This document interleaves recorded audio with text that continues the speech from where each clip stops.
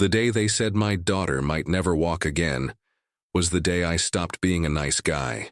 It happened in one of those picture-perfect neighborhoods where everyone waves at each other, dogs wear sweaters, and the homeowners association thinks it's the Secret Service. We'd moved there for peace, wide lawns, quiet streets, and a fresh start after a few rocky years. My daughter, Lily, had just turned 16, bright, sarcastic, a little shy but wicked funny when she let you in. She'd saved up for her own bike, a candy apple red cruiser, and she rode it everywhere. The sidewalk, the greenbelt, down to the gas station for slushies. Freedom in motion. That's what it was. But then came them.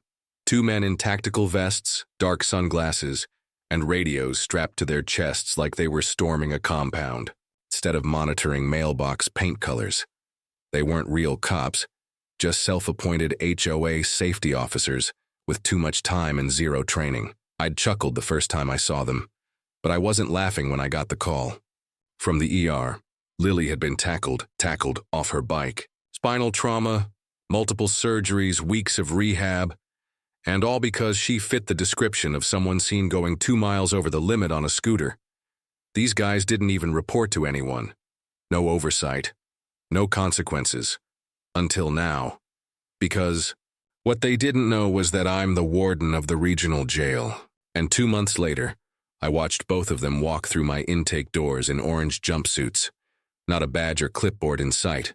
Let us know in the comments where you're watching from, because this one's gonna take a turn. It was a Saturday afternoon. One of those bright, dry days where the heat clings to everything but the breeze fools you into thinking it's pleasant.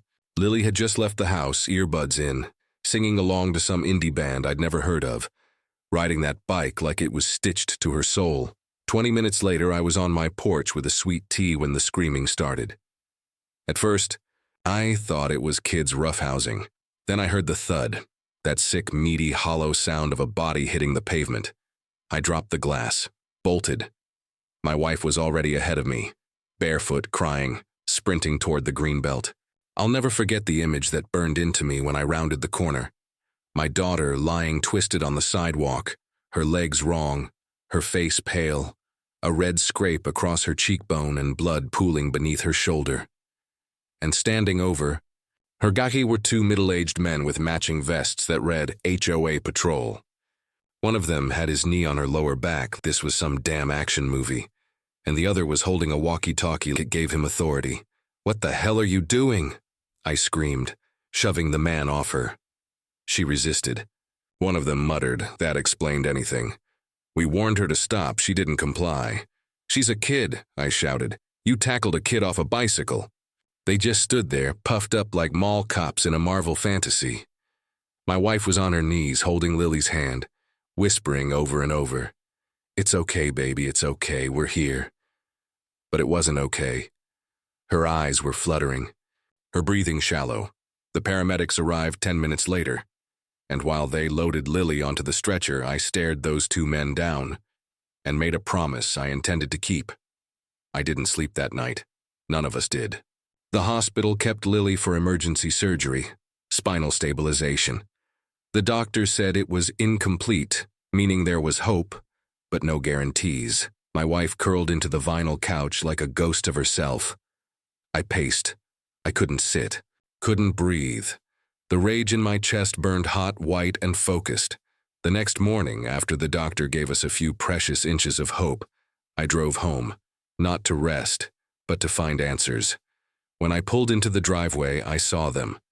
Those 2 cowards, Tom and Jeff, sitting on the tailgate of a truck sipping coffee like nothing happened. I didn't say a word. I just stared.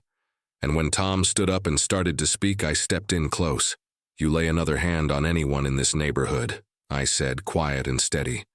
"And I swear to God you'll wish I called the police, instead of handling it myself." Tom blinked like I'd slapped him. Jeff turned red but kept his mouth shut. "You think that vest makes you invincible? You think community watch means you get to tackle kids in the street? Let me make something real clear. This isn't over." They scoffed, but there was a flicker of fear behind the smug. Later that day, I started calling around. Police. Said it was being looked into. The HOA rep claimed they weren't affiliated, just volunteers. No accountability, no record. Just a couple of weekend warriors playing hero with zero rules. But I had rules. I had jurisdiction. And I knew how to file paperwork that meant something. I wasn't just a dad. I was the damn warden. And I was about to turn their lives inside out. The thing about bureaucracy is, it moves slow, unless you know where to push. I filed an incident report with the local PD, but I didn't stop there. I logged a formal complaint with the district attorney's office. I requested the body cam footage from the responding EMTs, even though I knew they didn't wear them, because it made noise.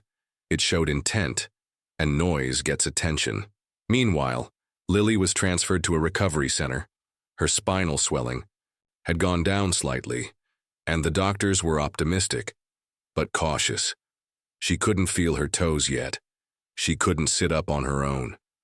My wife tried to stay strong, but every time Lily winced, she broke down. I'd catch her crying in stairwells, wiping her face and whispering apologies to no one. And those men, Tom and Jeff, they lawyered up. I found out through back channels they were former security guards, dishonorably discharged from some contract gig out in East Texas. They'd moved here claiming retirement, but spent their days hassling teens, measuring lawns and pretending. They were part of some secret mission. The HOA scrambled. At first, they claimed no responsibility. Then they released a pathetic statement saying the patrol was an independent initiative formed by community members with safety concerns. I printed it out, circled the legal flaws in red, and handed it straight to my old contact at Internal Affairs. He owed me a favor, a big one. Run their names, I said. Run every damn charge you can justify. Reckless endangerment, impersonating an officer, child endangerment, unlawful restraint. Whatever sticks. He raised an eyebrow. Going personal? I didn't blink. They broke my kid's spine. Damn right it's personal. And right. There, the wheels began to turn. 3 days after filing my last complaint, I got a knock on my office door. It was Carol, one of the intake clerks at the jail.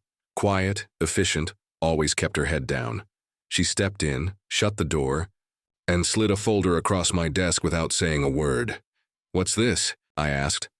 "Background on your HOA boys," she said, voice low. "You didn't hear it from me." Inside was gold, sealed court records, a probation violation, and a sealed indictment from 4 years ago under Tom's real name, Thomas Jerome Cutter. Turns out good old Tom wasn't just a wannabe cop. He was out on parole for assault, a bar fight that ended with a man in the ICU and a plea deal that saved him from prison time. Jeff? He'd been named, but not charged. In a similar case 2 towns over. Alleged excessive force while working as a security contractor for a mall that quietly shut down after too many complaints. No convictions, but enough smoke to suggest fire. And here's where it twisted. Deep in those records was a note I hadn't expected. Both men were part of a community security training group that had been disbanded due to inappropriate conduct. The group, funded by the HOA budget. They weren't just rogue neighbors. They were hired, backed. The HOA knew. The entire independent story was a cover. That pathetic press release was a smokescreen. The board had authorized neighborhood patrols as a way to cut down on crime without involving local law enforcement. They just didn't think it would come back to bite them. But now I had proof, the kind that put people in a courtroom or a jumpsuit, and I wasn't done digging. The day I confronted the HOA board, the neighborhood newsletter just so happened to publish a safety reminder, complete with a smiling photo of Tom and Jeff, still labeled volunteers, urging residents to report suspicious individuals. I read it 3 times. My hands shook. I printed that newsletter out, brought it to the next HOA meeting, which normally 6 people attend. That night, 23. Word was spreading. I didn't raise my voice. Didn't need to. I brought copies of the sealed court documents, redacted of course, and dropped them on the table like cards in a final poker hand. These men were not just volunteers. They were backed by this board, with HOA money, with approval. And now my daughter is in a wheelchair because you wanted to play sheriff without responsibility. There was silence, and then it broke, sharp defensive voices claiming no knowledge, others looking horrified, and a few breaking ranks entirely. One woman, Cheryl, who lived 2 doors down from me, stood up and said flat out, "I asked about this patrol 3 months ago and was told it wasn't my concern." Neighbors started talking, and not in whispers. Someone brought up a teen boy harassed for walking home late. Another family said their son's scooter was confiscated because he didn't have reflectors. The stories came like a flood. The mask was off. The board president tried to cut things short, claimed privacy concerns, but the damage was done. The ew. Next morning, Tom and Jeff vanished. Not a word. Their house, Tom's at least, was suddenly on the market. Cowards, running scared. But it didn't matter, because the law wasn't done with them. Neither was I. Lily was still in that hospital bed, and they still hadn't seen the inside of a jail cell. Once the dust settled from the HOA blowout, I got to work. Quietly, methodically. The way you do when you want something to stick. Contacted Internal Affairs, pushed the sealed indictment through the proper channels. We reopened the assault charge on Tom. That bar fight? The victim had never fully recovered. With Lily's injuries, the pattern of behavior was undeniable. Repeat offender, potential risk to public safety.